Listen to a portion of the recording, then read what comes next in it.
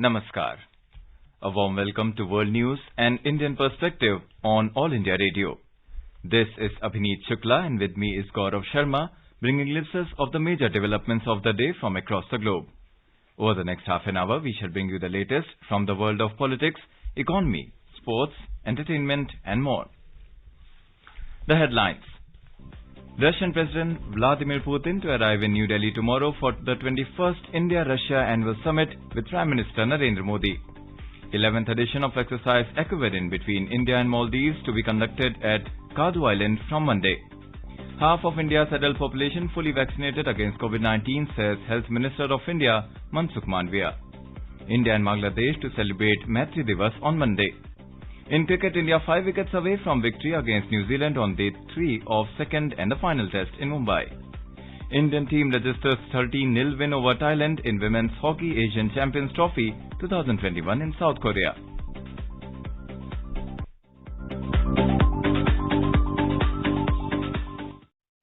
As India marches towards administering 150 crore vaccine doses against COVID-19, news about the fresh corona variants is causing concern.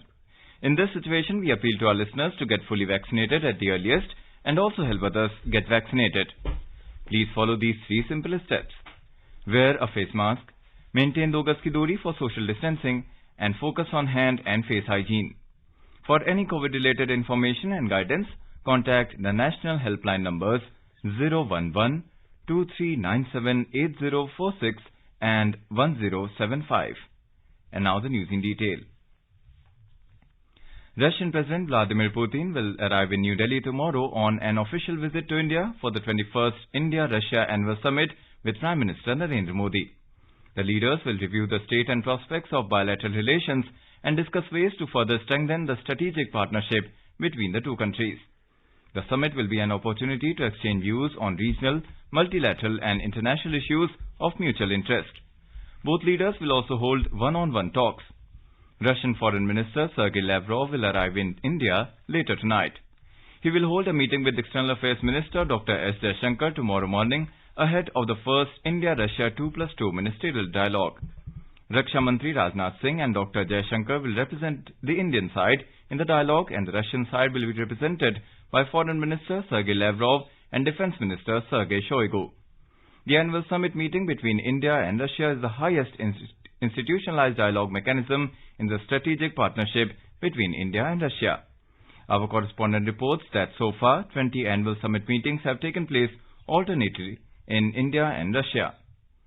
In an exclusive interview with AIR News, the former ambassador of India to Russia, P.S. Raghavan, outlined the economic relation between the two nations. There may be other economic cooperation projects, which is very important because we've been wanting to really ramp up our economic cooperation. That is a weak pillar in our bilateral relationship. So these I can straight away off the top of my head see as possibilities of bilateral agreements that can be signed. Of course, the Russians are very fond of counting the number of agreements. I mean, this is a traditional characteristic. So I would not get into the numbers game. I don't know actually what else. Mr. Raghavan has also said that India-Russia Annual Summit will also give a boost in the field of defense sector. They said that they will talk about, in terms of defense, some kind of a long-term program of cooperation in defense, which will sort of lay out a roadmap of how we will take our defense cooperation forward in concept terms, in terms of how will we promote indigenization, how will we sort of arrange our interaction in defense. And that I could imagine that would be one of them. Also, our External Affairs Minister did say when he was in Moscow in July this year that this $1 billion line of credit that the Prime Minister announced in Vladivostok in 2019 as part of the Act Far East initiative. He had actually, the External Affairs Minister had said that, already some modalities had been worked out and we are looking at a couple of projects which would be essentially, I should imagine, investment projects for natural resources, hydrocarbons and so on in the Russian Far East. That certainly looks like it will be on the anvil. These one can definitely say. The Russian ambassador to India, Nikolai Kudashev, has said that several agreements and a formidable joint statement will be signed during President Putin's visit to India. He told that the areas include connectivity, shipping, space, military technical cooperation, science, education, culture, etc. The two leaders will discuss bilateral, regional and international issues. Developments in Afghanistan are a common concern for the two nations. The Russian envoy underlined the importance of the first ever 2+2 ministerial dialogue between the two nations. He said that the volume of India-Russia relationship is immense and the two countries face dangers from challenges like terror, crime, a threat to multipolar democratic vision, climate change, etc. In this backdrop, the new 2+2 format begins together the political and military economic side to enable the two countries to look into the future with confidence. It also gears them up to look for the optimum best response for the challenges around us. India has long-standing and wide-ranging cooperation with Russia in the field of defense. India-Russia military technical cooperation has evolved from a buyer-seller framework to one involving joint research, development and production of advanced defense technologies and systems, a report. India-Russia defense ties have grown manifold over the years. Russia has been among the largest supplier of arms to India. Now the two sides are jointly producing defense weapon systems. BrahMos missile system as well as a licensed production in India of Su-30 aircraft and T-90 tanks are examples of such flagship cooperation. During the 17th annual summit, the sides concluded agreements on supply of S-400 air defense systems, construction of frigates and shareholders agreement on the formation of joint venture to manufacture Ka-2260 helicopters in India. The two countries also hold exchanges and training exercises between their armed forces annually. In yet another example, the two countries have joined hands to produce over 5 lakh AK-203 assault rifles at Korba in Amethi district of Uttar Pradesh. The project will be implemented by a special purpose joint venture called Indo-Russian Rifles Private Limited. The 7.62 into 39mm caliber AK-203 rifles will replace in-service INSAS rifle inducted over 3 decades back. AK-203 assault rifles with an effective range of 300 meters are lightweight, robust and easy to use modern assault rifles with proven technology. It will enhance the combat potential of soldiers to meet the operational challenges and the increasing effectiveness of counter-insurgency or counter-terrorism operations. Prashant Kumar Sinha for World News. It is said that films mirror our lives and that's what makes them popular with the masses. Today we take a look at the Indian films which got rave reviews in Russia and are still remembered for their class.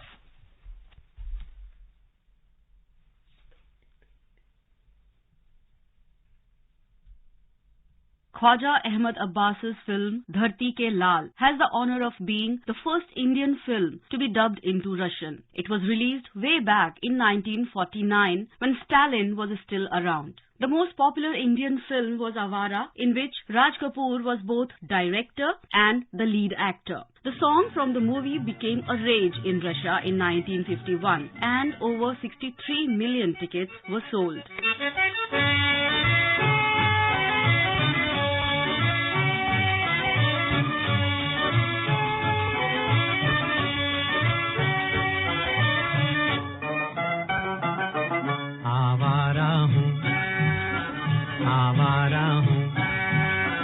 या गर्दिश में हूँ आसमान का तारा हूँ आवारा हूँ या गर्दिश में हूँ आसमान का तारा हूँ आवारा हूँ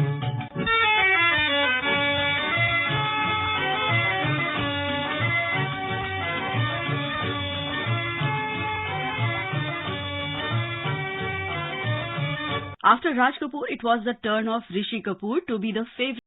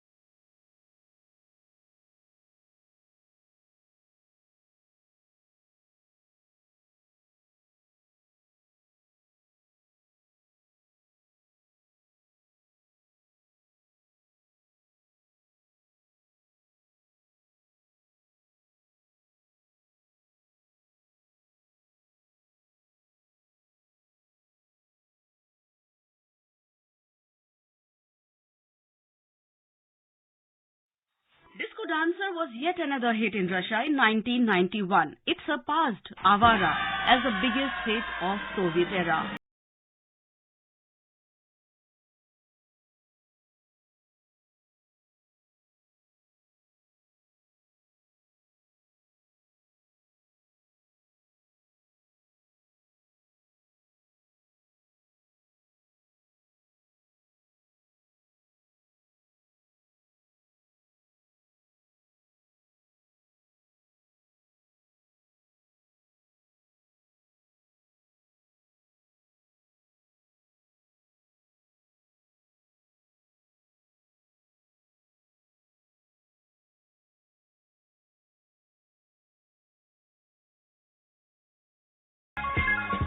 Sita aur Geeta in Hindi and Mamta in Bengali have been the two other favorite movies of yesteryears in Russia. By the time of the collapse of the USSR, around 226 Indian films were screened in the cinemas of the country. Tripti Srivastav for World News. A volcano on the Indonesian island of Java has erupted, killing at least 13 people and injuring nearly 100 others. Some people are trapped around the mountain. Indonesian authorities said Mount Semeru in the East Java province erupted yesterday. More in this report. Mount Semeru is located 130 kilometers south of Indonesia's second largest city, Surabaya. The volcano spewed smoke as high as 12,000 meters and lava flows reach more than 500 meters from the crater. Officials say more than 900 residents have been evacuated, but reportedly there are still a number of people left behind. Prashant Kumar Sinha, World News. The United States, the European Union have expressed concern over China's growing military aggression in the South China Sea and the East China Sea. The two sides said that China's actions in the South China Sea, East China Seas and the Taiwan Strait undermine the peace and security in the region and have a direct impact on the security and the prosperity of both the United States and the European Union. The Deputy Secretary of State, Wendy R. Sherman, and the European External Action Service Secretary General, Stefano Sannino, led the first US-EU high-level consultations on the Indo-Pacific in Washington, during which they reviewed their respective Indo-Pacific engagement and strategies. They reconfirmed their interest in the stability and the status quo in the Taiwan Strait, and both the sides noted a shared interest in deepening the cooperation with Taiwan, consistent with their respective One China policies. This comes as Beijing has aggressively pushed its 9-line claims in the Spratly and Paracel Islands in the South China Sea. The other claimants to the SCS Islands are Taiwan, Vietnam, Brunei, Indonesia and Malaysia. In Kenya, at least 18 people drowned on Saturday when a bus was swept off a bridge into a flooded river in Kitui County in the eastern part of the country. The police said 10 passengers have been rescued after the bus that had at least 30 people on board plunged into the river this morning. The victims were choir members of Mwingi Catholic Church and were travelling to the new area from Mwingi town for a wedding when the accident happened. The officials said the incident is under investigation. The United States and Western nations, countries including Germany, France and Britain have expressed concern over summary killings of former Afghan security force members. The reported killings and disappearances of former members of the Afghan security forces took place after the Taliban came to power in Afghanistan in August. In a joint statement, a group of 21 nations and the European Union have come down heavily on Taliban in context of the reports of such abuses documented by Human Rights Watch and others. The statement said that the alleged actions constitute serious human rights abuses and contradict the Taliban's announced amnesty. It has been issued by the German Foreign Ministry. The 11th edition of Exercise Equivalent between India and Maldives will be conducted at Kadu Island, Maldives from tomorrow. It will conclude on the 19th of this month. Our correspondent has filed this report.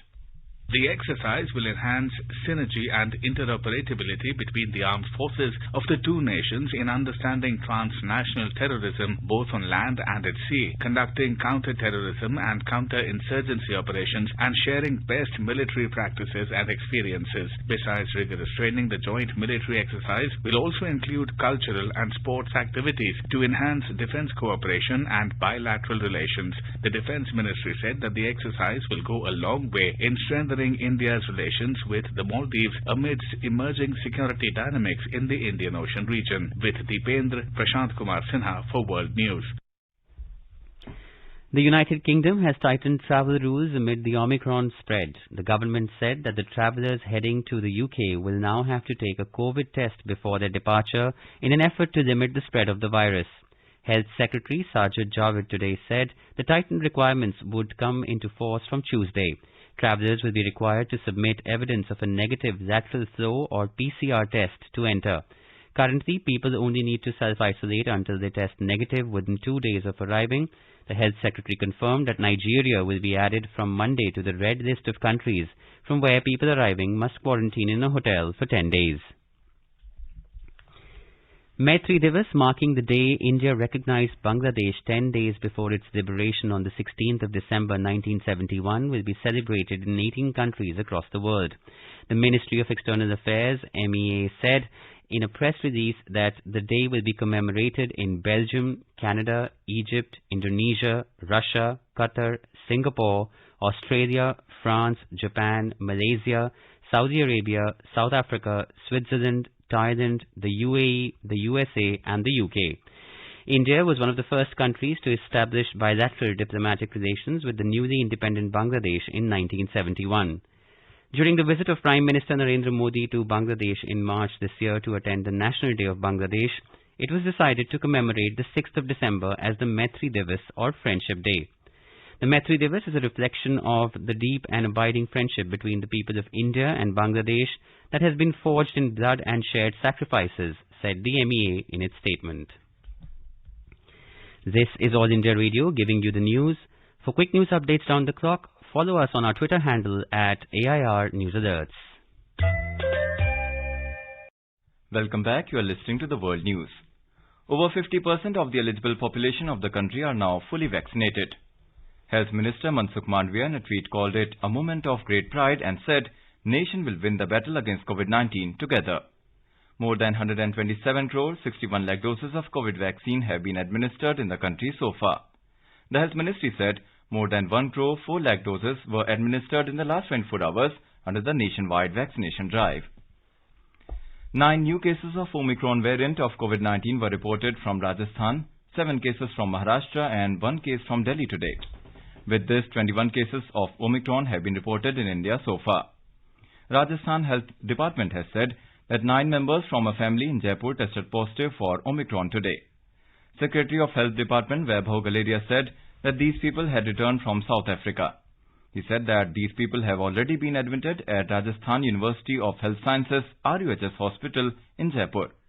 In Maharashtra, 8 persons have been found to be infected with the Omicron variant so far. As many as 6 persons have tested positive for the Omicron variant of COVID-19 in Pimpri-Chinchwad in Pune district. According to the State Health Department, a 44-year-old woman and two girls who accompanied her from Lagos in Nigeria have tested positive for the Omicron variant. Apart from them, the brother of the woman and his 2 daughters who are 7-year-old and 1.5-year-old and reside in Pimpri-Chinchwad were found positive for Omicron variant. Their swab samples were sent to National Virology Institute for testing and the reports were received this evening. Earlier, a 47-year-old man who was also found to be infected with the Omicron variant. Earlier, Centre had asked states and union territories to be extra vigilant in enforcing public health measures to contain the spread of Omicron variant of COVID-19.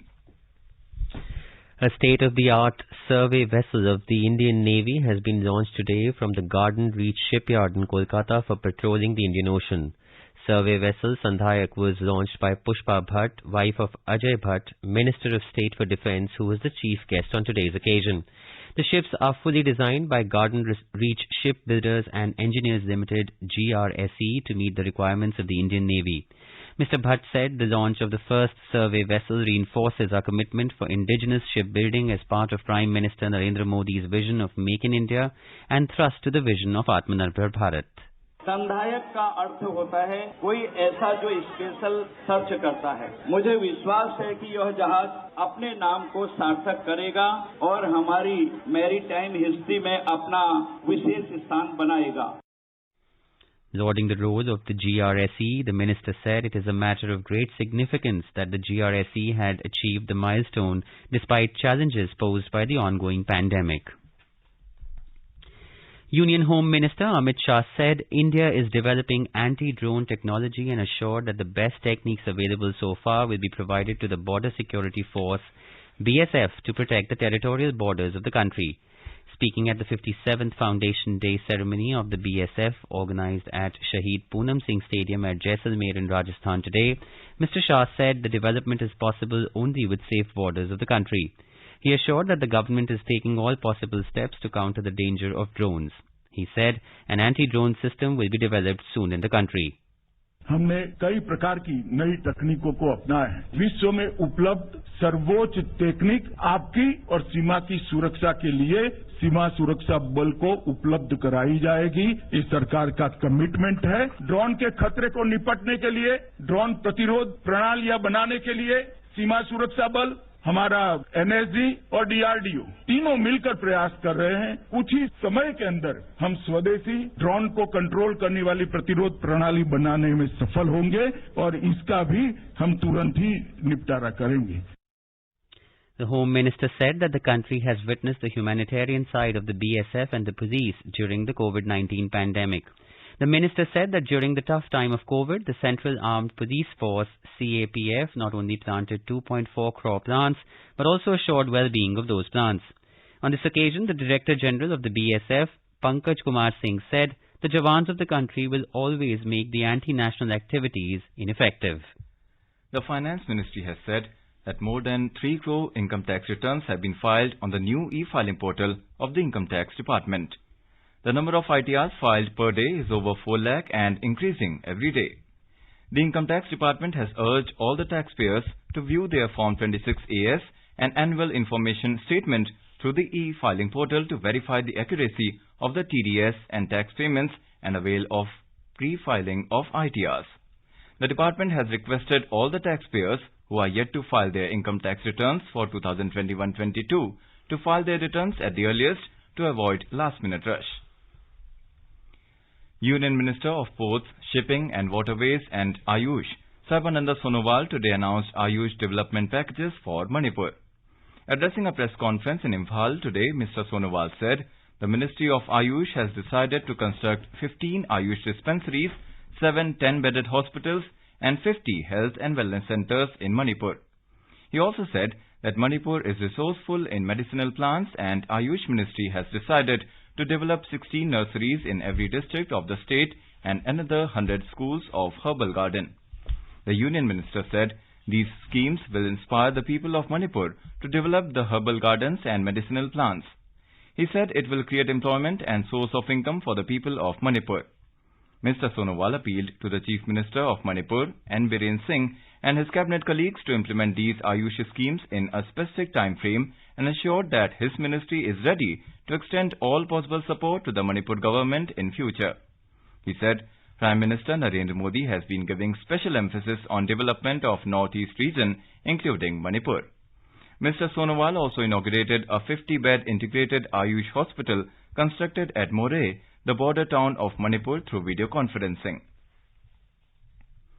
In Ladakh, as forecast by the Meteorological Department, Kargil and adjoining areas are experiencing heavy snowfall. Due to the snowfall and bad weather, traffic movement on Kargil, Srinagar and Kargil Zanskar has been suspended as per an advisory issued by the District Police Kargil. Meanwhile, as per the latest advisory of the Meteorological Department, weather conditions will remain the same for more than 12 to 18 hours, but there is no forecast of heavy snowfall. It is pertinent to mention that Ladakh is connected through NH1D via Zojila, which remains cut off after heavy snowfall during winters, but after Ladakh became Union Territory, the government is focused on keeping the highway open for maximum days if possible.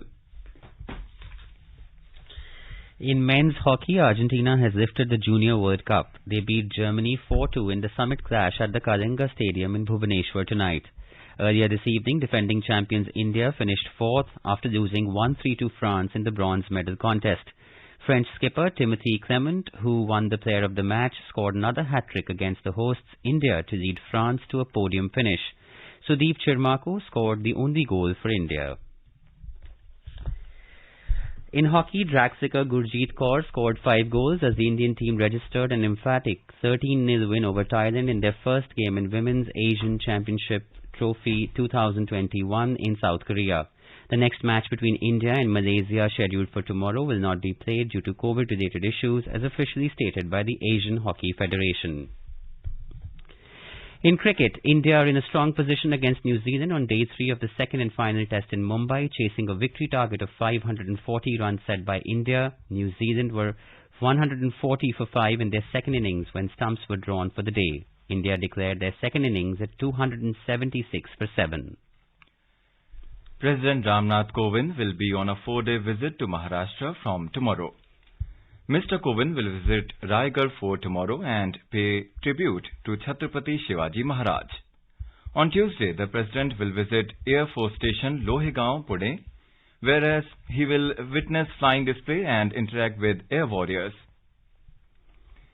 The BJP National President Jagat Prakash Nadda has said that the AIIMS at Bilaspur in Himachal Pradesh would be made fully functional within the next 6 months.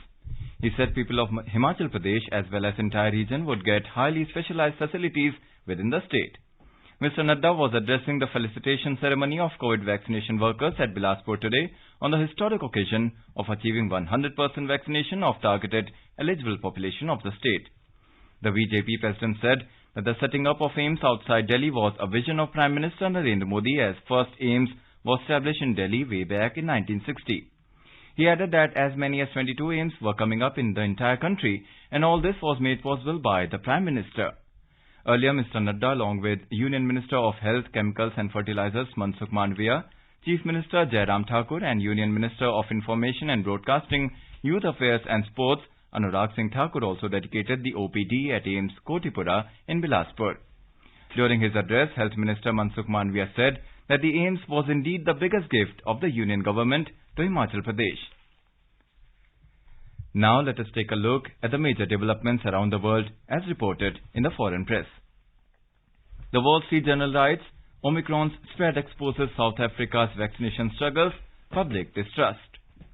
South China Morning Post reports, Pope condemns shipwreck of civilization while comforting migrants in Greece. Sputnik News writes, China releases report on ills of American political system before US hosted summit on democracy. The Globe and Mail says, COVID-19 outbreak on cruise ship approaching New Orleans. The Sydney Morning Herald reports, divide and rule, dead man walking, Italy's top mafia hunter warns of Australian crime links. The Washington Post says, snotty-nosed hippos test positive for coronavirus in Belgium, the first known cases in the species. The Guardian writes, COVID live, NHS will be in very difficult position if Omicron leads to more hospital admissions, protests in Belgium. A quick look at the headlines once again.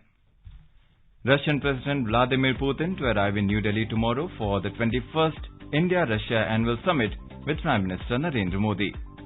11th edition of exercise Equivariant between India and Maldives to be conducted at Kadhu Island from Monday. Half of India's adult population fully vaccinated against COVID-19, says Health Minister of India Mansukh Mandavia. India and Bangladesh to celebrate Maitri Divas on Monday. In cricket, India 5 wickets away from victory against New Zealand on day 3 of second and final test in Mumbai. Indian team registers 13-0 win over Thailand in Women's Hockey Asian Champions Trophy 2021 in South Korea. India is celebrating the 152nd birth anniversary of Mahatma Gandhi. Before we end, let us listen to his favorite bhajan Vaishnav Jan by artists from Russia on their National Day.